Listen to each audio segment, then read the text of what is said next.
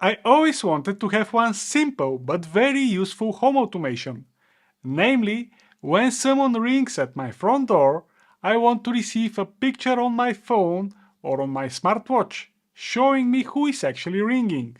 If you want to have the same useful feature, I will show you what I did with all the details and the needed components so you can do that as well. Without further ado, I will start with what I used for this Who's Ringing home automation. The first thing that is needed is a smart home hub.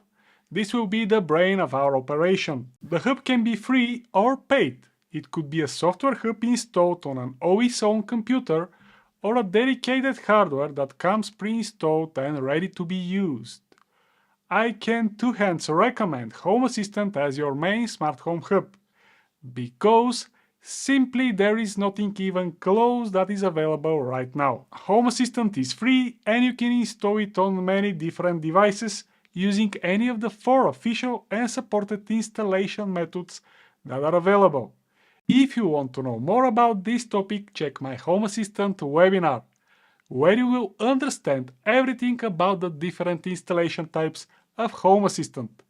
I cover there all 4 official methods, plus one secret and not so official but stupid easy way to get Home Assistant up and running in less than 5 minutes. If you're eager to learn more, register on my website automatelike.pro/webinar. It is absolutely free. As summary, I will use Home Assistant as my home automation hub, and I recommend to use the same. Next component that is needed is a camera that will actually capture the image of the subject that is ringing on the door. And I'm saying subject here on purpose, because not only persons can push buttons that are hanging on the front doors. Some nasty cats can do that as well, especially in the middle of the night. And don't ask me from where I know that. Never mind, any camera that supports RTSP protocol should be fine here. RTSP protocol is a worldwide standard for streaming video. Unfortunately, not all cameras support RTSP protocol, especially the very cheap ones. So, grab yourself a good camera from a respected brand like REOLINK, Hikvision, Axis, Enki, and so on.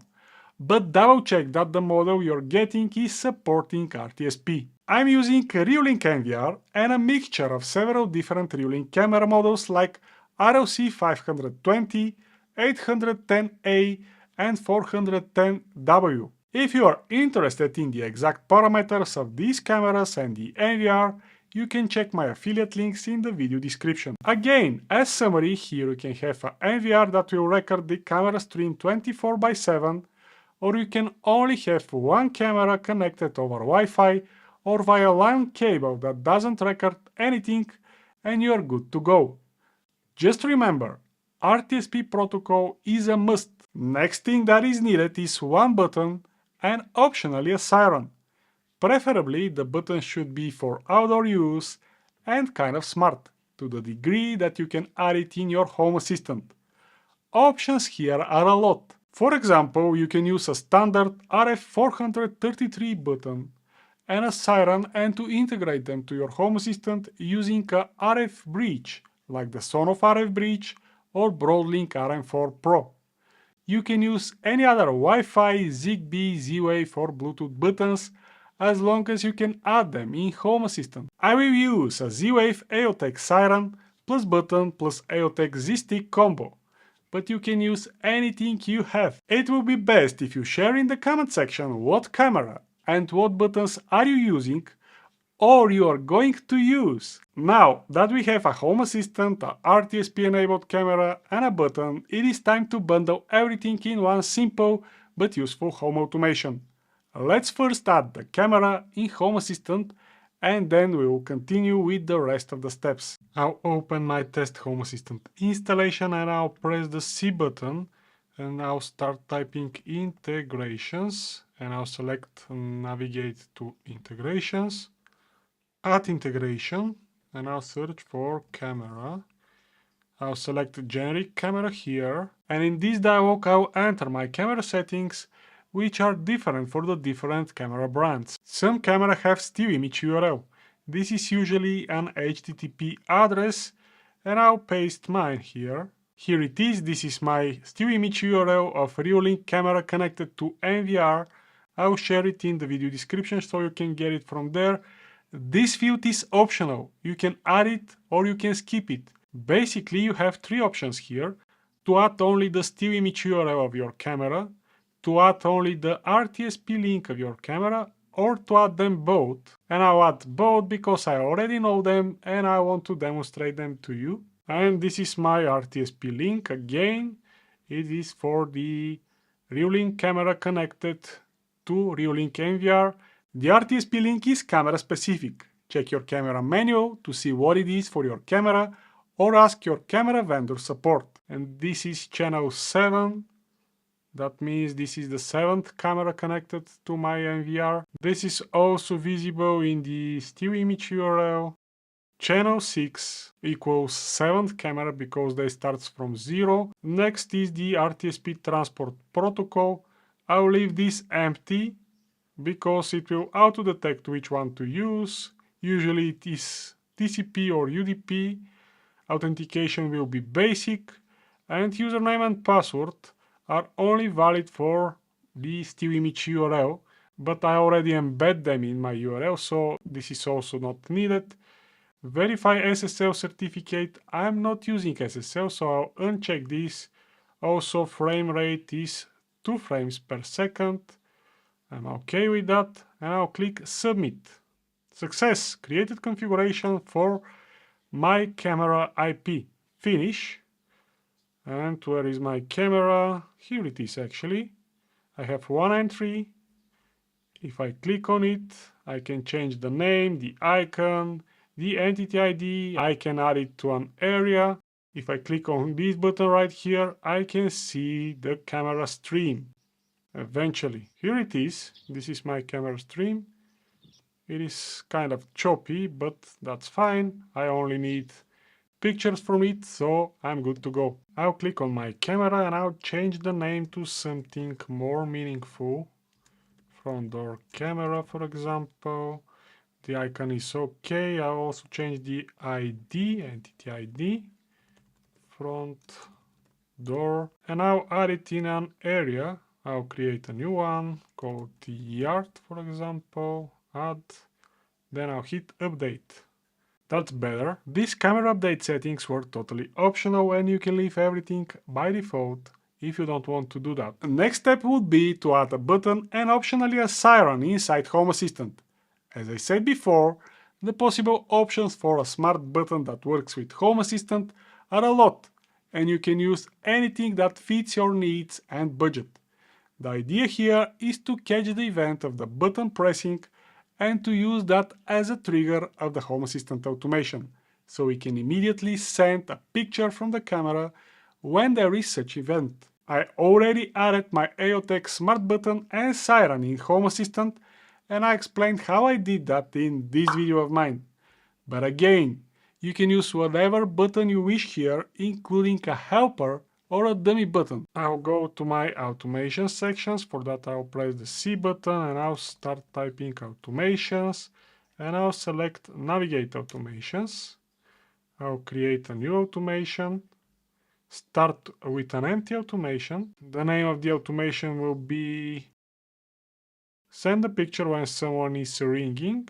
And I'll go to the trigger section. Here you have to catch the button press event. In my case the trigger type will be device. The device name is Siren Indoor Siren 6. And here in the trigger field I have to find the sound that is activated when my button is pressed. Here it is, Siren Active 3 started detecting sound. Because this sound have a lot of embedded ringtones, this is the one that is activated when you press a button, the remote button that I'm using as a bell. So I'll select this. Most probably your trigger will be different, for example, like that. Device type will be state, the entity will be your button, but I don't have such button right now. And when your button becomes on, that means someone is pressing it, you can activate your automation and you can invoke the action.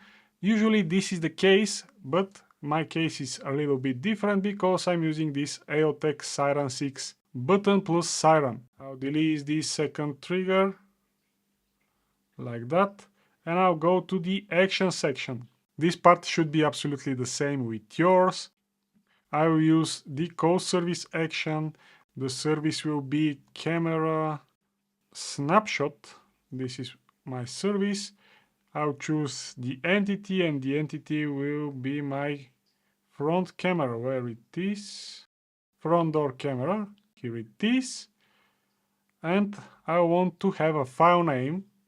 This file name will be stored in config www folder, and the name will be front door camera snapshot JPEG.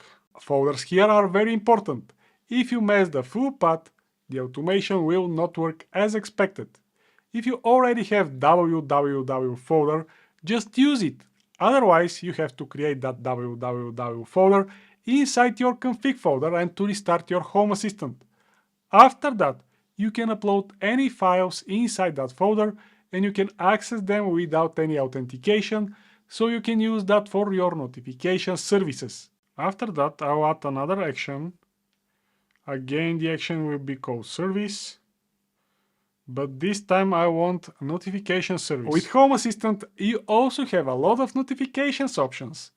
I will use the Home Assistant companion app to push the picture from the camera and a message to my phone and my smartwatch. If you don't like that for some reason, you can use many other options like Telegram, Mail, Twitter, Viber, and so on and so forth. To have your Home Assistant companion app configured, you need a secure access to your Home Assistant installation from internet. And you can get that either by paying for the Cloud Nabucasa service or by following any of these videos tutorials where I'm showing how to securely expose your Home Assistant to the outside world. This is the correct one. Send a notification via mobile app Kirill. That's my mobile app.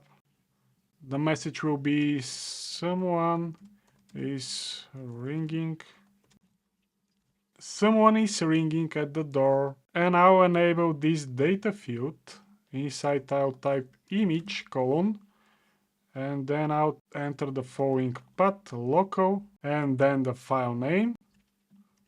I'll also add URL with the same path and file name.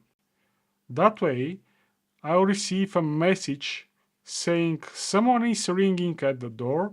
I'll receive this image that I snapshotted right here in this previous action.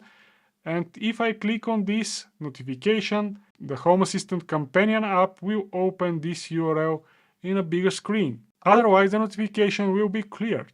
I'll click Save, and I want to test the actions only.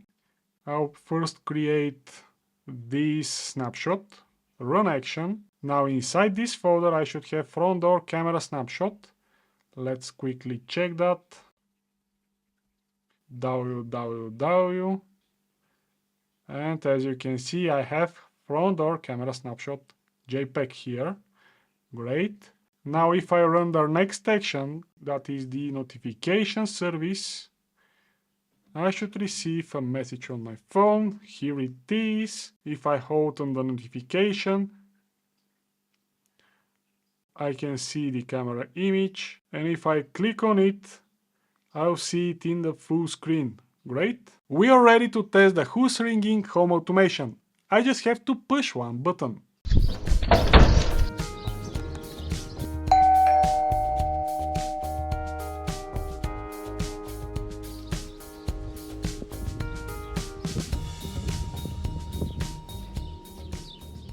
The test was performed on an iOS device and Apple Watch, but the experience should be the same with Android. Of course, this is not the only possible way to make such Who's Ringing home automation.